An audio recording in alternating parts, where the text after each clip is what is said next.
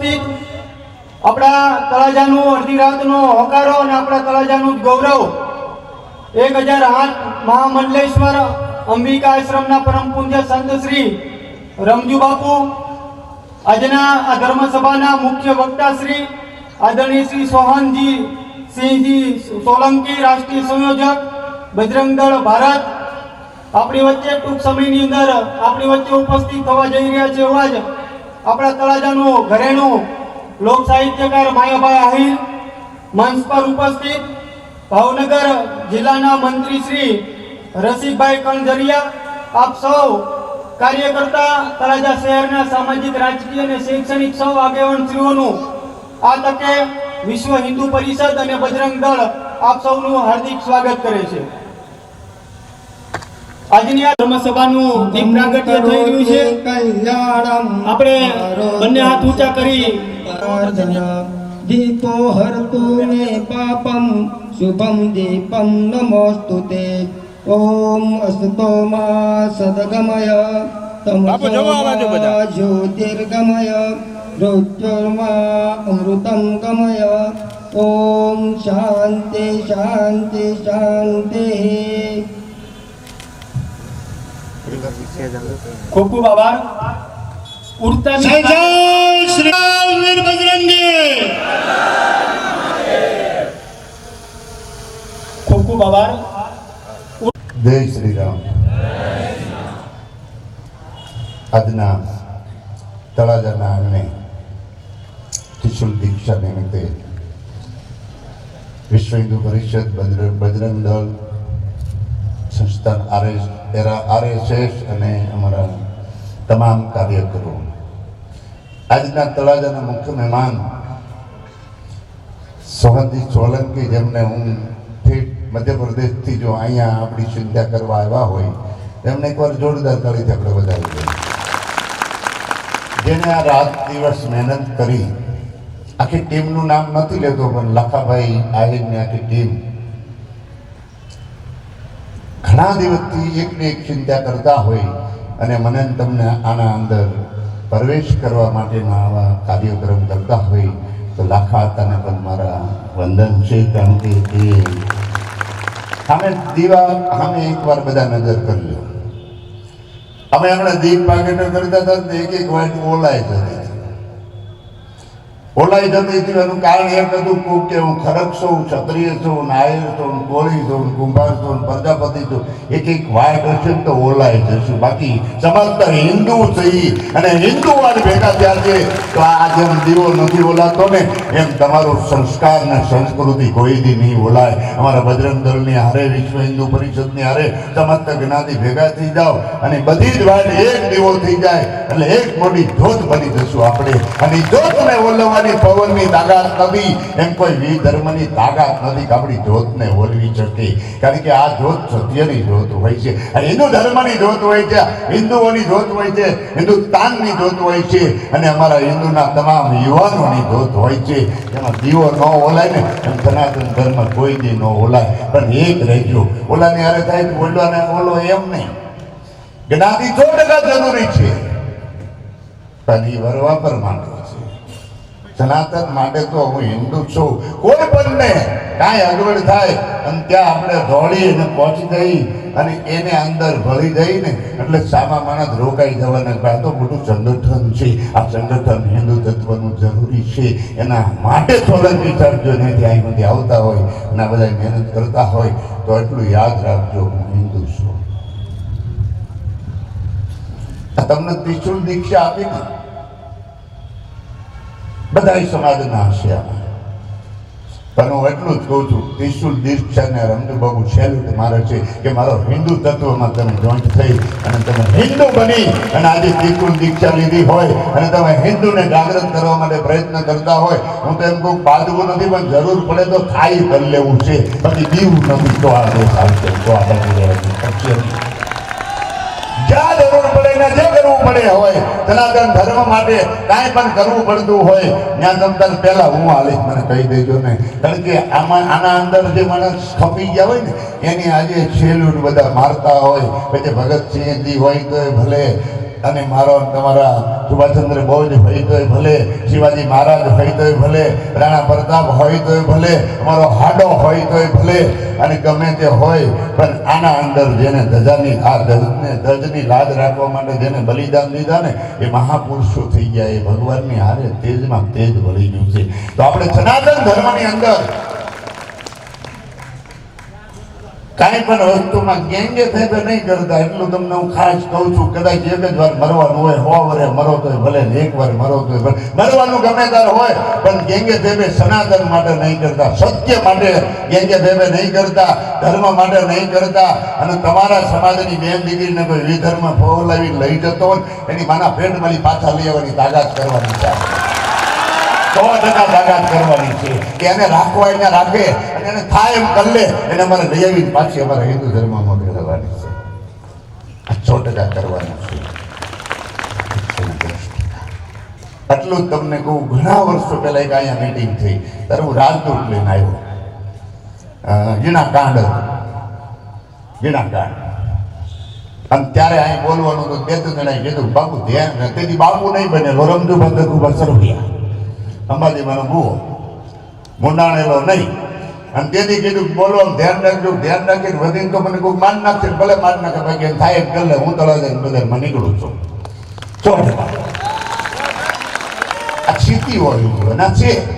અને એમાં આજે તો અનુષ્ઠાનમાં થયો ભાવ એટલો બધો ખુશ થયો છે. આ ભાવ એટલો બધો કે એટલા બધા દીક્ષિત, જો મારા હિન્દુ સમાજના બધા ભાઈઓ જો દીક્ષિત થયા હોય તો બીજી વાર આ પ્રસંગ આવે ને એટલે આમાં હમાવા ન જો. હું તો કહું કાલે ઓલા મને નહોતા હમાતા કોઈ.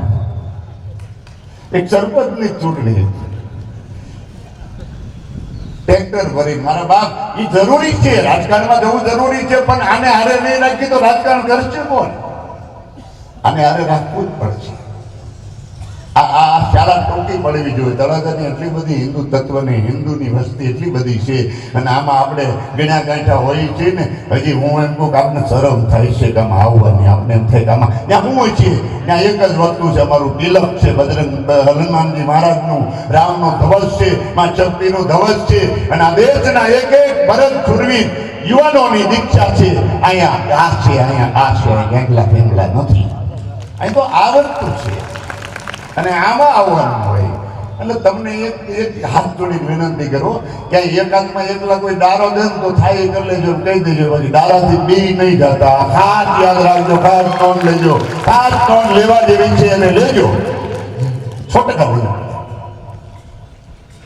તો આજના દિવસે તળાજા ત્રિશુલ દીક્ષા લઈ બજરંગ દળ, વિશ્વ હિન્દુ પરિષદ, RSS અને મારી ભારતીય જનતા પાર્ટી જો તમારી હારે હોય ને, કોઈની હેસિયત નથી. કાશ્મીર સુધી હલાવી નાખો અને રામેશ્વર સુધી હલાવી નાખો.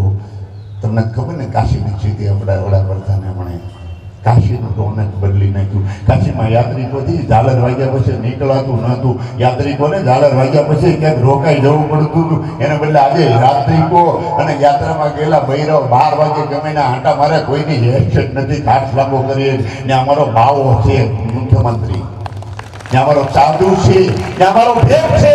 એક નથી કે ઉત્તર પ્રદેશમાં કોઈ આમ આંગળી લાંબી કરી શકે. કારણ કે અમારો મોટો બાવા દાઢીવાળો દિલ્હી બેઠો હોય, નાનો બાવો ત્યાં બેઠો હોય, અને એથી નાનો બાવા ઊભો હોય, દીપ કોની હોય, કોઈના બાપની ન હોય. ડર જ ન હોય. કારણ કે હવે તમે આટલું સમજી લો, ઉપર જો હોય તો એ નીચેવાળાનું કોઈ નામ લે ખરું. સાહેબ કડક કોઈ તો રાઇટરને કોઈ કહીએ કે ખરા કામ થશે, અમારો સાહેબ કડક છે. અમારા RSSના, બજરંગ દળના અને વિશ્વ હિન્દુ પરિષદના અમારા નેતાઓ આગળ મજબૂત છે, અમારી સરકાર મજબૂત છે, અમારું સંગઠન મજબૂત છે, અને આજે અમારા યુવાનો મજબૂત છે.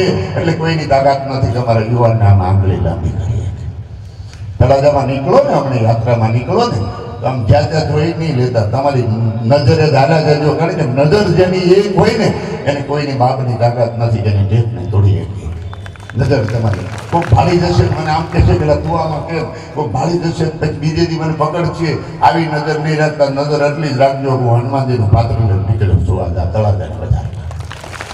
ને બજરંગ દળની દીક્ષા લીધી છે. હું હનુમાનજીના એક અનુયાયી બન્યો છું, હું એક હનુમાનજીનો એક સેવક બન્યો છું અને હું આ મેદાનમાં નીકળું છું. લંકાના અંદર આખી લંકામાં કોઈ આપણો હતો જ નહીં અને છેવટ હનુમાનજી એકલો જ કૂદીને ગયા. પછી લંકીને મૂંછીક મારી અને રાવણ સુધી પહોંચી ગયો. આપણો બાપ એકલો ગયો તો આપણે તો એટલે બધા છીએ, કેટલા છીએ આટલું એક યાદ રાખશે. અને બજરંગ દળને જાળવવા માટે વિશ્વ હિન્દુ પરિષદની દેશના ખૂણે આપણો આ સમાચાર પહોંચવા જોઈએ. દેશના ખૂણે વાત થવી જોઈએ કે ભારતમાં હવે બજરંગ દળ વિશ્વ હિન્દુ પરિષદના આરએસએસની મજબૂતાઈ થઈ છે તો અફઘાનિસ્તાન વાળાને બીક હોવી જોઈએ. ભારત કદાચ ક્યારેક ન્યાય આવી જાય. આ તાકાત બતાવવાની છે, આ શક્તિ બતાવવાની છે. આ શક્તિ બતાવવાની નથી, આ શક્તિમાં પરિપૂર્ણ ઉતરી જવાનું છે અને જરૂર પડે તો મરી ખપી જવાનું છે. પણ આને ટકાવી રાખવાનું છે. આ માટે આ સભા રાખી છે. તમે એટલું સમજી લો કે એ વખતે રાણા પ્રતાપ શિવાજી મહારાજ હોય અને ઈ સદામાં ઈ ઓલામાં કોઈથી આશરો ન દેવાતો હોય તે આ દેશનો સારણ આશરો દેવા નહોતો બીતો. આ દેશનો સાદું આશરો દેવા નહોતો બીતો. આ દેશની કાલે તેને સ્થાપવામાં હતું. આ દેશની એક રાણી પટેલની બૈરાવ અને ઈ જો એક મહાકુંવરને ઉજરીને મોટો કરી અને પાછો એને રાજમાં મેકલતા હોય, રાણા પ્રતાપને પણ મોટો કરી દેતા હોય તો આ દેશની એક પટેલની બૈરાવમાં જો આટલી તાકાત છે, આ દેશના તમામ સમાજમાં આટલી તાકાત છે. આમ મોખડોથી નીકળી ગયા હોય, આમ અમેરિકી નીકળી ગયા હોય, એની તાકાત નથી. સોમનાથ લૂંટી જાય એ તો અમેરિકીનું માથું ઉતરી ગયું હોય પછી આંગળી લાંબી થાય. વસરાજ આ બાજુ હોય, આ બાજુ રાણા પ્રતાપ હોય, આમ ગોલી બાજુ ભૂષણમોરીના યુદ્ધમાં તમામ પ્રકારના આહિર ને ક્ષત્રિયો હોય અને ભૂષણમોરીના યુદ્ધમાં હજારો કપાઈ ગયા હોય. આજની તારીખમાં મારો એવો અવાજ આવે એ હિન્દુઓ હતા અને એ ટકાવી રાખવા માટે જો એની અંદર બલિદાન દઈ દેતા હોય, 18 વર્ષના ખાંભ્યા પાળિયા હોય, તેથી સનાતન ધર્મમાંથી પાળિયા હતા. હવે હિન્દુસ્તાન માટે આપણે કંઈક તો કરવું પડશે ને કે નહીં? કંઈક કરવું જ પડે. તમારી એકતાને જાળવવી જ પડે, અખંડિતાને જાળવવી જ પડે. અને આને જાળવવા માટે એકતા તૂટવા નહીં દેતા. કાંઈ પણ જ્ઞાતિમાં બાંધણ થાય ને તો ભાઈમાં જતું કરી દેજો. ભાઈમાં આનો ઉપયોગ નહીં કરતા. આ તમારી ત્રિશુલના દીક્ષાના તમને જે આપ્યું છે એ હિન્દુ માટે ઉપયોગ નહીં કરતા. પડ્યું રહે તો પડી રહેવા દેજો. પણ ક્યારેક ક્રોધમાં ભાઈને બાંધણ થાય ને તેથી આને વંદન કરી ગાળ ખાઈને વૈયા જાજો. મારો હિન્દુ છે મને ગાળ દીધી છે, હજુ કાંઈ ન બોલું. જા ભાઈ જાતો હિન્દુ છો એટલે કાંઈ નહીં બોલું, એટલું ખાલી રાખજો તો જ આ શક્તિ જળવાઈ રહેશે. એટલે કે આપણે અંદર કેવું છે, આપણે અંદરોદર બાંધી પછી કે ભાઈ ઓલા ને આપણું હું નહીં. તમે હિન્દુ છો, તમારા દેશના સ્વાધરથી માનો તમે પરિપાન કર્યું છે, આનું અન્ન ખાધું છે. આ પૃથ્વીનું ઋણ દેવા માટે આપણે માનું ઋણ દેવા માટે આપણે હજારો બલિદાન દઈએ તો આનું ઋણ નથી ચૂકવાય. એટલું આ સહન કરે છે આજે કતલ. बजरंग दल के सभी पदाधिकारीगण दाएं और बाएं ओर बैठे हुए सारे सभी